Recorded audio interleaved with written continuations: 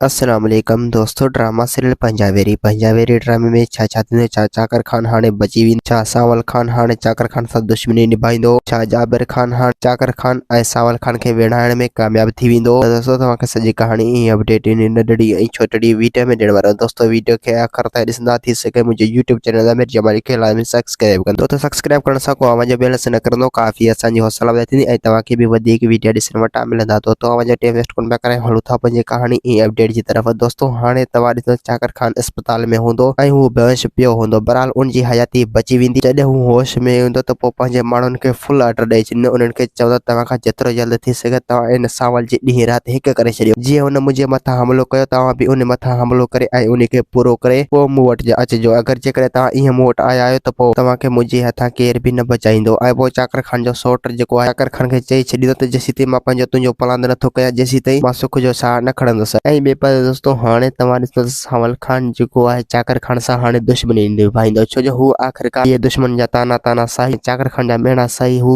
ज़िंदगी मां तंग थी चुको आहे। उनजे करे हू हाणे चाकर खान सां झगड़ो कंदो ऐं चाकर खान जा माण्हू जेको आहे उन मथां हमलो कंदा। बहरहाल सावल खान जेको आहे हमले मां बची वेंदो। ऐं ॿिए पासे दोस्तों हाणे तव्हां ॾिसो जाबिर खान ऐं हसीना बेगम जेको आहे घणो ख़ुशि हूंदा, छो जो हू सावल खान ऐं चाकर खान खे विढ़ाइण में कामयाब थी वेंदा आहिनि। बहरहाल उन्हनि खे इहो ॾुख मारींदो त चाकर खान छो बचंदो ऐं चाकर खान छो बची वियो। चाकर खान अगरि न बचे हा त अञा बि असांजे दिलि में एतिरी त ख़ुशी थिए हा जो दुनिया ॾिसे। हसीना बेगम चवंदो त बसि जाबिर खान तूं परेशान न थी। अगरि जेकॾहिं हू इन शिकार मां बची वियो त पोइ आईंदे शिकार लाइ कॾहिं बि न बचंदो। अगरि जेकॾहिं तव्हांजे हथां बची वियो त पोइ मुंहिंजे हथां कॾहिं बि न बचंदो। त तव्हांखे परेशान करण जी का बि ज़रूरत नाहे। जाबिर खान चवंदो हसीना बेगम मां इन मौक़े जे इंतज़ार में आहियां त चाकर खान कॾहिं थो मरे ऐं सावल खान उनजे मथां कॾहिं थो हमलो करे ऐं इहे पाण में कॾहिं था विढ़नि ऐं इन्हनि जी दुश्मनी कॾहिं थो शुरू थिए। हसीना बेगम चवंदो त बसि जाबिर खान तूं परेशान न थिए, इजो ई दुश्मनी शुरू आहे। दोस्तों उम्मीद है कहानी आई हूंदी। असांखे ॾींदा हाणे इजाज़त, वरी तव्हां सां मिलंदासीं के नई वीडियो में। ख़ुदा हाफ़िज़।